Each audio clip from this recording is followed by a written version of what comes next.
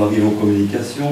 Donc le collège communal de Remicourt porte à la connaissance du public que le conseil communal réuni à sa séance du 15 mai 2027 a approuvé le compte 2023 de la famille d'église Saint-Jean-Baptiste de Remicourt. C'est une première communication.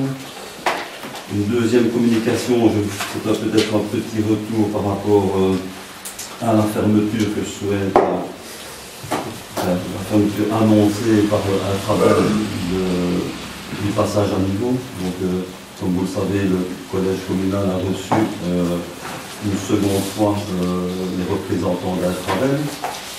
Je vais juste préciser que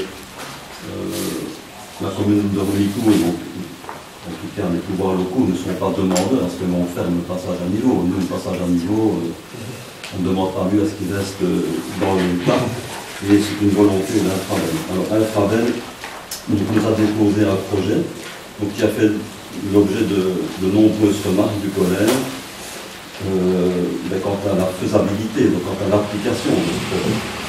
Donc, il est évidemment inutile de présenter un rapport, un projet qui ne tient pas compte de la réalité de terrain. Donc, présenter ça aux citoyens sans que le projet ne soit dégrossi, ça n'a pas de sens, puisque de toute façon, dans tous les cas de figure, le projet doit être présenté et en concertation, il doit être approuvé ou pas d'ailleurs, en concertation avec les riverains. Il y a bien une enquête publique qui est associée à cette fermeture du passage à niveau. Donc le principe annoncé par Altravel, c'est accord des pouvoirs locaux en concertation avec les riverains. Donc ça, c'est ce qu'il nous amène. Bon. Les remarques, sur quoi portaient-elles? Je le disais, il faut évidemment bien dégrossir le projet qu'ils nous ont présenté avant de présenter n'importe quoi aux citoyens. Donc les remarques qui ont été, je parle des remarques principales, c'est qu'associé à la fermeture du passage à niveau, il y a évidemment, nous avons demandé une étude de mobilité quant à l'impact sur certaines rues, parce qu'inévitablement il y aurait des impacts, et quelles solutions apporter à ce flux de circulation qui va se répartir sur d'autres rues. Nous avons demandé aussi qu'on étudie un contournement du centre de Remicourt pour les plus de 7 tonnes et demie. Évidemment, sauf des cercles locales, puisqu'il faut bien continuer à alimenter les commerces, etc. Nous avons aussi demandé que la section de passage des conduites tant d'eau cuite que d'eau usée reste évidemment les mêmes dans le bas de la rue de Beauvenistier, à savoir sous le pont. Inévitablement, on ne peut pas réduire la section de passage de ces conduites. Donc, évidemment, sur base de l'étude qui nous sera transmise, nous la soumettrons, nous, à la cellule Gisère et à notre organisme d'assainissement agréé pour voir si cette étude correspond bien aux quantités d'eau que l'on attend sur Remicourt, que l'on véhicule sur Remicourt. Pour évidemment ne surtout pas accentuer un risque d'inondation. Toujours dans les remarques, les grandes remarques que nous avons soulevées, c'est l'accessibilité du charroi agricole. Bon, la dernière fois que nous avons rencontré Altravel, le projet tel que nous l'ont présenté n'était pas adapté au passage du charroi agricole. Donc, à savoir le carrefour qui se trouve ici, à l'intersection de la nouvelle place et de la rue de Beauvenistier, le carrefour qui se trouve à la sortie, ou à l'entrée du pont de Beauvenistier, doit être revu, ainsi que celui à l'ancienne banque qui se trouve à l'intersection de la rue de Beauvenistier et de la rue Jules Ménot. Donc, tel qu'ils nous l'ont présenté, le charroi agricole actuel, ce n'est pas praticable, donc on leur a demandé évidemment de revoir leur copie sur le sujet. On a bien évidemment demandé des places de stationnement, donc à peu près 20 places de stationnement de part et d'autre, 20 places de ce côté-ci de la voie, 20 à 25 places de l'autre côté de la voie. Évidemment, ça c'était déjà prévu, mais il y aura un passage sous voie, donc pour les piétons, pour les PMR, donc accessible par des rampes ou par des escaliers. Le gabarit du pont doit être suffisant que pour laisser passer notamment le charroi agricole, donc il doit être équivalent au passage actuel du passage à niveau. Bien évidemment, la nécessité d'une grande zone de rebroussement, donc sous forme d'un rond-point au bout de la rue Jules Ménot, notamment pour ne pas que cette fermeture impacte les commerces eh bien, il fallait des zones de stationnement, et ça c'est prévu, mais pour l'école, évidemment, oui, lui aussi. Donc, et donc, il y a création de parking et création d'une grande zone de rebroussement, notamment pour les camions qui desservent les commerces, mais aussi pour les services de secours. Nous avons aussi sollicité le bureau d'études pour qu'il rencontre les entreprises locales, notamment même dans les communes voisines, pour bien évaluer le Charrois. Donc il y a eu des analyseurs de trafic, mais il y a également aussi la rencontre avec les entreprises. Je pense que c'est important. Ils ont notamment rencontré la société qui gère des camions et pompes à béton sur notre commune voisine. Voilà, donc le projet, comme je vous le disais, donc, se fait en accord avec les pouvoirs locaux et en concertation avec les riverains. Donc une fois que le projet sera bien dégrossi, on présentera évidemment le projet Infrabel aux citoyens. Selon l'Union des communes, il n'en est pas toujours ainsi et nous sommes parfois placés devant le fait accompli. Heureusement, puisque Infrabel se réfugie derrière la doctrine de l'interception, donc les passages à niveau font partie des chemins de fer qui lui-même, le chemin de fer est classé dans les grandes voiries. Et donc l'emporte sur la voirie communale. Donc le décret sur les voiries communales n'est pas d'application. Donc clairement, si il voulait même ne pas nous consulter, il pourrait d'ores et déjà fermer le passage à niveau. Donc ça, il faut quand même que tout le monde soit conscient, que les riverains soient conscients que nous ne sommes pas demandeurs, que c'est une volonté d'Infrabel de fermer le passage à niveau. Les raisons principalement évoquées, c'est la sécurité, mais il y a aussi les retards que ça génère, les pannes techniques, les passages à niveau, etc., etc. Et donc ça génère des retards. Les retards génèrent évidemment des coûts, puisque aujourd'hui, désormais, les voies sont aussi louées à des sociétés privées. Alors, heureusement, donc, il y a la loi du 6 décembre 2022 donc, sur la police des chemins de fer et relative à la suppression des passages de niveau qui est entrée en vigueur depuis le 5/6/2023. Donc ce pourquoi il y aura bien concertation avec les autorités communales, mais surtout avec les riverains, qui pourront évidemment apporter toutes leurs remarques. Hein, ça c'est important. Et donc, qui encadre évidemment la procédure. Donc, cette procédure, donc, comme je vous le disais, c'est la consultation des communes, c'est l'organisation d'une enquête publique, c'est la possibilité de recours auprès du service public fédéral de mobilité, et c'est évidemment toujours cette possibilité d'un recours au Conseil d'État. Voilà. Ça, c'est ce que je voulais vous dire par rapport à ça. Mais malheureusement, à ce stade, le texte ne prévoit qu'une consultation, hein, mais c'est non contraignant, ça il faut le savoir, c'est non contraignant. Le seul recours que nous avons, c'est le recours administratif à l'encontre d'Infrabel vers le SPF Mobilité.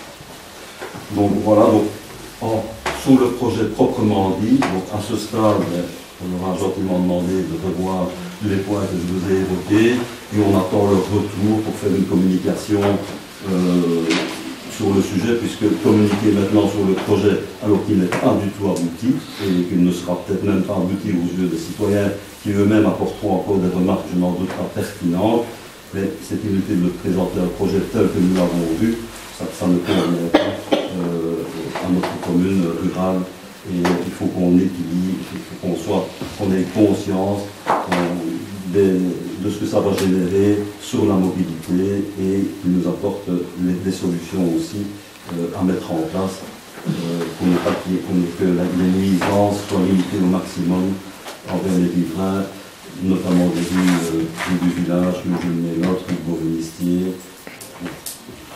En substance, je peux vous dire sur la fermeture du passage à niveau. Voilà. Merci beaucoup, c'est très intéressant. On peut savoir, parce qu'il y a déjà eu une étude de mobilité, une version d'État, si je puis dire, qui était présentée au collège le 24 mai. Quelles étaient les rues qui ont été étudiées par... justement, c'est un peu trop tôt pour en parler, parce qu'on leur a demandé des compléments d'information. Voilà. Donc, la rue impactée, fatalement, ce sera la rue de Beauvenistier, la plus impactée. Voilà. Et aussi, on leur a... Parce qu'ils parlaient à un moment donné de peut-être dévier par la rue du village, ça aussi.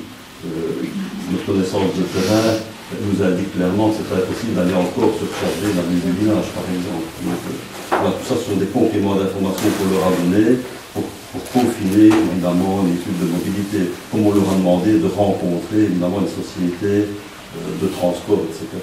Comme on leur a demandé, avant l'étude de mobilité, de décaler ce qu'ils appellent les heures de pointe. Parce que les heures de pointe en campagne ne sont pas les heures de pointe en ville. Donc on leur a demandé de décaler ces heures de pointe par rapport voilà, au transport qui sont plutôt le matin. Donc, à un moment donné, les réalités du terrain autant qu'on a. Tout à fait. Et la giration n'était pas possible pour les charrois agricoles. Ils avaient considéré que les remorques, les bennes ou les chars, l'attelage d'un tracteur, derrière le tracteur, ça se limite à 5 mètres. Aujourd'hui, ce n'est plus vrai. Donc on leur a dit, non, ça ne passera jamais. Aujourd'hui, un charroi agricole doit être assimilé à la taille d'un semi-remorque. Voilà, donc tout ça, ils doivent reconsidérer tout ça avant de nous présenter quelque chose. Et si nous n'avons plus de remarques, alors ils pourront peut-être avancer et présenter ça au grand public. Et quelle est l'échéancier maintenant? Ils ont combien de temps? Alors, ils ne nous en ont pas du tout donné. Parce qu'eux-mêmes ne savent pas si on va fermer le passage à niveau dans 5 ans, dans 10 ans. C'est ça. Combien de fois qu'ils sont sur le micro du chapeau et qu'ils en mettent dedans. On a rencontré un monsieur qui nous a dit que ça faisait 80 ans depuis qu'il était né qu'on parlait de ça. On se posait la question pourquoi maintenant en fait. Il y a, je pense, 12 ou 15 ans déjà, c'était sorti. Le dossier de Romico était sorti, puis on a un peu entendu parler, et puis maintenant ils l'ont retrouvé. D'après les représentants, c'est tout simplement lié au budget. Ouais. Quand ils ont des budgets, ici les passages à niveau qui posent le plus de problèmes, d'un point de vue sécuritaire ou d'un point de vue problème technique. Maintenant, il suffit qu'il y ait un accident qui demande beaucoup de réparation, et de nouveau il n'y a plus de budget, et de nouveau on est au micro. Par exemple, sur Oberlo, ils sont beaucoup plus avancés qu'ici, donc ils ont aussi la volonté. De toute façon, ils veulent fermer le passage à niveau partout. Sinon, le passage à niveau. On n'y échappera pas, malheureusement. Maintenant, est-ce que c'est dans 20 ans, dans 30 ans ou dans 10 ans? Eux-mêmes ne savent pas nous répondre. Ça devient concret quand même. Si le collège a des réunions avec un travail, c'est quand même une volonté de. On n'en a jamais eu deux. Et ici, comme je vous le dis, la volonté que l'on a, c'est simplement de dégrossir le projet, c'est de ne pas présenter quelque chose qui n'a aucun sens. Il faut apporter des réponses aux questionnements des riverains. Et des personnes qui utilisent une voirie et l'impact du flux qui va être dévié, etc. etc. Donc, il faudra quand même encore se plier à ce qu'eux décideront. Oui, c'est pour ça qu'il faut privilégier la concertation, il faut apporter des éléments concrets, et je ne doute pas que le projet étant déjà dégrossi, ce sera plus facile pour les riverains d'apporter eux vraiment leurs inquiétudes vraiment au niveau local. Voilà, donc ici nous on a vu les choses de manière très générale, les riverains vont apporter leurs inquiétudes plus précises que les nôtres. Autant de déjà dégrossir, c'est pour ça qu'ils consultent déjà les collèges communaux, c'est parce qu'on a une connaissance de terrain, je veux dire, dans les grandes lignes.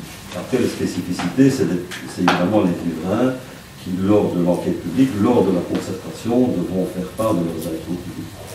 Moi, je pense qu'en fait, quand on arrive à l'enquête publique, on sait tous que c'est déjà presque un projet abouti qu'on propose. Et après, il y a des recours légaux, d'accord, mais qui sont déjà très contraignants. Et le Conseil d'État, ça coûte. Parce qu'il n'y a pas moyen quand même d'insérer une étape intermédiaire entre l'enquête publique, enfin, entre dégrossir le projet et l'enquête publique. Pour dégrossir aussi avec les riverains, il y a peut-être des choses auxquelles on ne pense pas nécessairement. J'ai bien compris qu'effectivement, c'est dans ce sens-là que ça se passe, puisque c'est un peu comparable quand il y a des projets d'éolien. Des projets éoliens, il y a d'abord une présentation aux riverains avant l'étude d'incidence, etc. Pour moi, il faut une concertation, et c'est ce qu'il prévoit, c'est une concertation avant l'enquête. Oui, mais la présentation, c'est vraiment le même processus que les projets éoliens. Et ça évidemment, on ne peut pas passer outre cela. Sinon nous n'aurons pas l'avis des personnes concernées. Je dis bien que nous, ici, on se limite à dégrossir. Des choses aberrantes, c'est inutile qu'ils viennent présenter ça, ça va tourner au fiasco. Ils viennent avec des gérations qui sont inutilisables pour le charbon agricole. Je ne vois pas l'intérêt de présenter ça. Autant le faire part tout de suite que ça ne tient pas la route, ce qu'ils nous ont présenté. Autant présenter quelque chose, voilà.